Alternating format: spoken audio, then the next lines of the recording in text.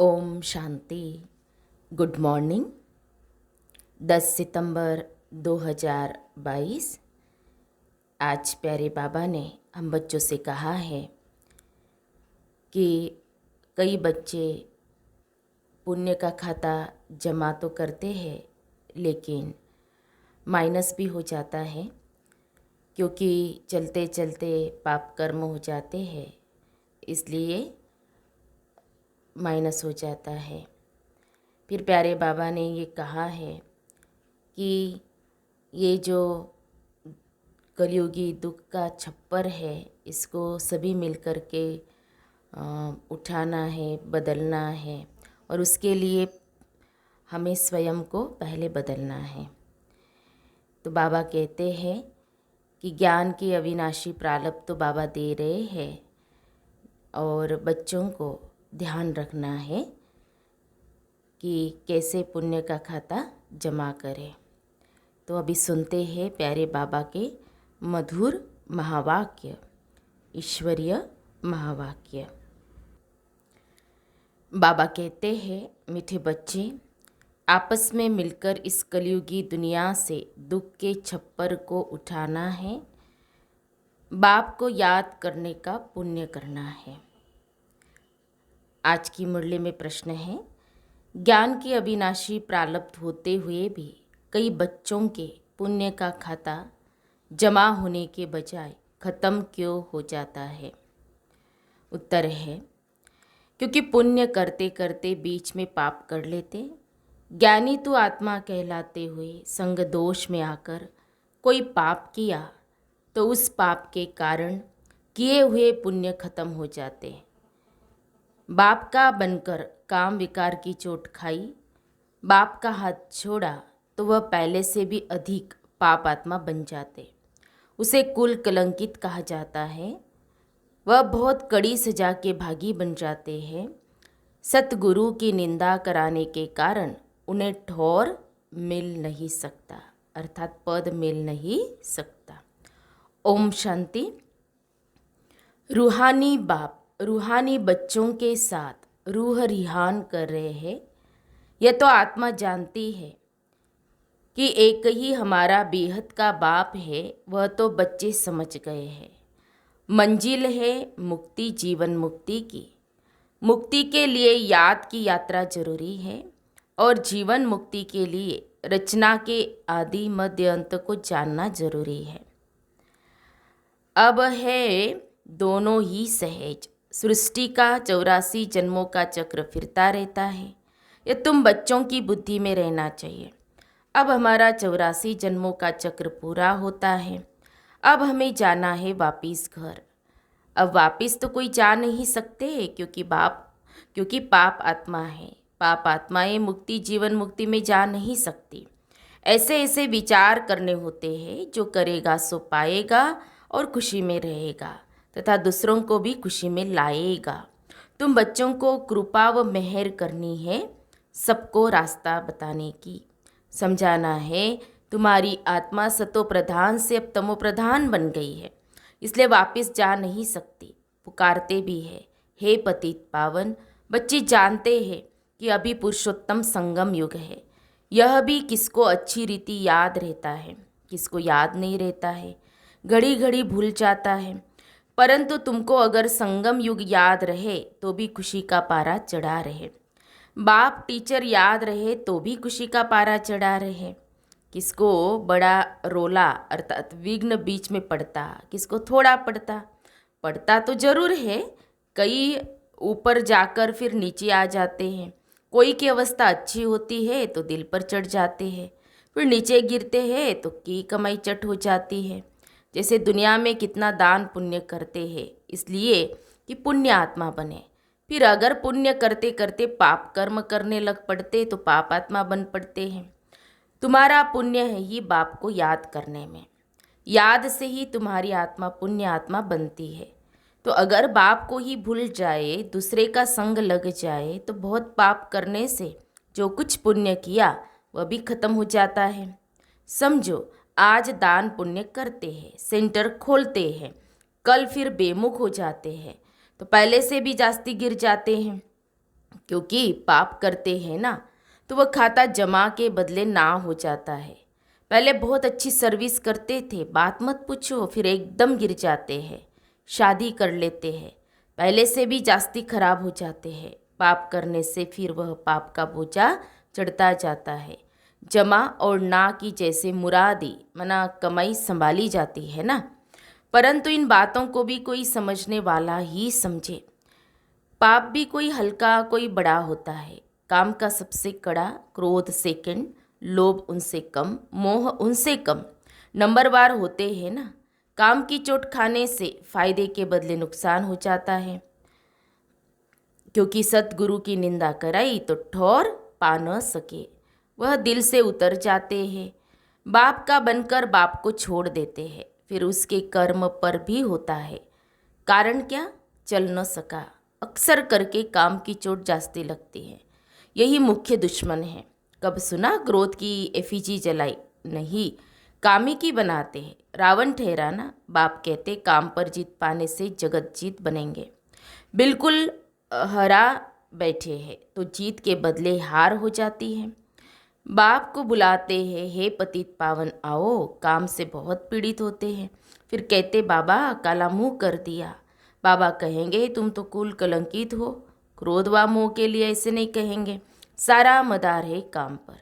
बुलाते हैं, हे पतित पावन आओ। बाप आया है फिर भी पतित बनते रहे तो बाप क्या कहेंगे। साधु संत आदि सब कोई पुकारते हैं, हे पतित पावन आओ। अर्थ कोई नहीं समझते हैं। कोई मानते हैं कि हाँ आने वाला है जो नई दुनिया स्थापन करेंगे, परंतु टाइम बहुत लंबा दे देने से घोर अंधियारे में गिर पड़ते हैं। ज्ञान और अज्ञान है ना। बाप समझाते भक्ति में तुम जिसकी पूजा करते हो उसे जानते नहीं तो वो भक्ति किस काम की। न जानने के कारण जो कुछ करते वह निष्फल हो जाता है। मनुष्य समझते दान पुण्य करने से फल मिलता है, परंतु वह है अल्पकाल के लिए, कागविष्टा के समान सुख। सन्यासी भी कहते यह दुनिया में जो सुख मिलता है वह कागविष्टा के समान है, बाकी सब दुख ही दुख है। बाप कहते माँ में कम याद करो तो तुम्हारे सब दुख दूर हो जाएंगे। विचार करो कि हम कितना याद करते हैं, जो पुराना हिसाब खत्म भी हो और नया जमा भी हो। कितना कोई जमा करते हैं, इसमें धन आदि की बात नहीं है। यह तो है ही पाप। यह तो है कि पाप कैसे मिटे। मूल बात है ये पवित्र बनने की। ऐसे भी नहीं समझो कि बाबा को लिख कर देने से कोई जन्म जन्मांतर का खत्म हो जाएगा। पापों का बोझा जन्म जन्मांतर का बहुत है, वह सब नहीं कटते हैं। इस जन्म में जो किए हैं उसकी हल्काई हो जाती है, बाकी तो मेहनत बहुत करनी पड़े। जितना याद में रहेंगे उतना पापों का बोझा हल्का होता जाएगा। कोई बच्चे बहुत मेहनत करते हैं, लाखों को रास्ता बताते हैं, 84 जन्म का चक्र समझाते हैं। जन्मों के हिसाब को तुम जानते हो। विचार करो कितना योग बल है। हमारा जन्म कब होगा? सतयुग आदि में हो सकेगा। जो बहुत पुरुषार्थ करेंगे वही सतयुग आदि में जन्म ले सकेंगे। वह कोई छिपा थोड़ी रहेगा। ऐसे मत समझो कि सभी कोई सतयुग में आएंगे। कोई तो पिछाड़ी में आकर थोड़ा बहुत ले लेते हैं। जो जास्ती कमाई करते हैं वह जल्दी आते हैं, कम कमाई करते तो देरी से आते हैं। इसीलिए बाप को तो बहुत याद करना चाहिए और है भी बहुत सहज। जो अच्छी रीति याद करेंगे उनको खुशी रहेगी। हम जल्दी नई दुनिया में आएंगे। राजा बनना है तो प्रजा भी तो बनानी है ना। प्रजा ही नहीं बनाएंगे तो राजा कैसे बनेंगे। कोई सेंटर खोलते हैं, उनकी कमाई भी बहुत होती है, फ़ायदा होता है, तो 2-3 सेंटर भी खोलते हैं। सेंटर तो बाबा भी खोलते रहते हैं। जो करते हैं उनका हिसाब उसमें आ जाता है। मिलकर तुम सब दुख का छप्पर उठाते हो ना, सबका कंधा मिलता है ना, तो हिसाब सबको मिलता है। जितना मेहनत करते हैं उतना ऊंच पद मिलेगा। उनको खुशी भी बहुत होगी। देखा जाता है कितनों का उद्धार किया। सर्विस बहुत अच्छी करते रहते हैं। जिसे मिसाल देते हैं मम्मा का। मम्मा ने बहुत अच्छी सर्विस की तो उनका कितना कल्याण हो गया। मूल बात है सर्विस करने की। योग की भी सर्विस है ना। डायरेक्शन मिलते रहते कैसे याद करना है। यह बिंदी का राज भी बाबा ने अब समझाया है। अब आगे चल और भी सुनाते रहेंगे। दिन प्रतिदिन उन्नति होती जाएगी, पॉइंट्स निकलती रहती है। बहुत डिफ़िकल्ट भी नहीं है, सहज भी नहीं है। जो सर्विस में तत्पर है वह झट पॉइंट को पकड़ लेते हैं। जो सर्विस में नहीं रहते उनकी बुद्धि में कुछ भी नहीं बैठता। बिंदी बिंदी कहते रहते, परंतु कैसे बिंदी को याद करें, कैसे बिंदी को देखे, है बहुत सहज बात। कोई बिंदी को सामने रख थोड़ी याद करना है, ये तो समझने की बात है। आत्मा कितनी छोटी बिंदी है। आत्मा का नाम, रूप, देश, काल कोई बता नहीं सकेगा। परमात्मा के लिए पूछते हैं, उनका नाम, रूप, देश, काल क्या है। बेसमझ मनुष्य न आत्मा को जानते न परमात्मा को जानते हैं। यहाँ भी है जो पूरी रीति नहीं जानते हैं, सिर्फ बाबा बाबा कहते रहते। नॉलेज कहाँ सीखते हैं, कुछ भी सर्विस करते नहीं, खाते रहते। जैसे सन्यासियों के पास भी अवधूत होते हैं जो करते कुछ भी नहीं, खाते रहते हैं। बाकी सन्यास धारण किया है, विकार से छूट गए, वह भी कम बात नहीं। बाबा समझाते हैं, तुम पवित्र थे, अभी अपवित्र बन गए हो। तुमने ही 84 जन्मों का चक्र लगाया है। इन बातों को भी मनुष्य समझ नहीं सकते। भक्ति बिल्कुल अलग है, ज्ञान बिल्कुल ही अलग बात है। रात दिन का फर्क है। तुम जानते हो हमको पुरुषार्थ से लक्ष्मी नारायण जैसा बनना है, तो श्रीमत पर पूरा चलना है। मेहनत तो है, बाकी यह बीमारी आदि तो चलती रहेगी। ये निशानी अंत तक दिखाई देगी, फिर गुम हो जाती है, फिर कोई दुख नहीं रहेगा। बाप को कहते ही है, दुख हरता सुख करता, हे लिबरेटर रहम करो, तो फिर सब दुख से छूट जाते हैं। दुख में ही मनुष्य बहुत सिमरन करते हैं, प्रभु हे राम। दुख के टाइम सब कहेंगे भगवान को याद करो, परंतु भगवान कौन है यह कोई नहीं जानते। सिर्फ कहेंगे गॉड फादर को याद करो, खुदा को याद करो। तुम तो अच्छी रीति जानते हो कि वह हमारा बाप है। बाप ही सिखलाते हैं अपने को आत्मा समझ मुझे याद करो। भक्ति मार्ग में ऐसे कहेंगे क्या कि अपने को आत्मा समझ बाप को याद करो। कितने प्रकार की अथाह भक्ति है। ज्ञान एक ही है, समझते हैं भक्ति से भगवान मिलेगा। भक्ति कब से शुरू होती है, कौन जास्ती भक्ति करता है, यह किसको पता नहीं है। क्या अर्जुन 40,000 वर्ष भक्ति ही करते रहेंगे? कहाँ तक भक्ति करेंगे? अभी तुम जानते हो इतना समय भक्ति चलती है, इतना समय ज्ञान चलता है। इतना मना आधा आधा। भक्तों को पता नहीं चलता है, उन्हों को समझाने के लिए ही इतनी प्रदर्शनी आदि करते हैं। प्रदर्शनी में भी कोटों में कोई निकलते हैं, आगे चल करके और निकलेंगे। यहाँ भी कितने ढेर आते हैं। तुम कितने थोड़े हो जो सच्चे ब्राह्मण पवित्र रहते हो, जो रेगुलर हो वो आवे, परंतु यह भी हिसाब निकाल न सके कि सच्चे ब्राह्मण कितने हैं। बहुत झूठे भी है। ब्राह्मणों का काम ही है कथा सुनाना। बाबा भी कथा सुनाते रहते हैं ना, तुमको भी कथा सुनानी है। यथा बाप तथा बच्चे, बच्चों का काम ही है गीता सुनाना, परंतु सब कहाँ सुनाते हैं। तुम जानते हो ज्ञान की पुस्तक एक ही गीता है। वह है सर्वशास्त्रमणि, वह है सर्वशास्त्रमयी शिरोमणि। उसमें सब आ गया। माई बाप है गीता। बाप ही आकर सबकी सद्गति करते हैं। यह भी लिख सकते हो कि शिव बाबा की जयंती ही हीरे तुल्य है। बाकी सबकी जयंतियाँ कौड़ी तुल्य है। बाप को तो सब याद करते हैं। कलयुगी मनुष्य सतयुगी देवताओं की पूजा करते हैं। उन्हों को ऐसा बनाने वाला कौन है? एक बाप। परंतु यह भी समझा वह सकेंगे जो अच्छी रीति समझते हैं। कायदे मुजीब कोई समझाते नहीं। बाबा कहते हैं हमारे कई बच्चे कंस्ट्रक्शन के साथ डिस्ट्रक्शन भी करने वाले हैं। महारथी, घोड़ेसवार, प्यादे सब है ना, तो प्यादे क्या करेंगे? पढ़े लिखे के आगे भरी ढोएंगे। बाकी जो न भरी ढोएंगे, न पढ़ेंगे पढ़ाएंगे, उनको क्या कहेंगे? हाँ, तो बाबा ने कहा ऊँट पक्षी। हाँ, ऊँट पक्षी।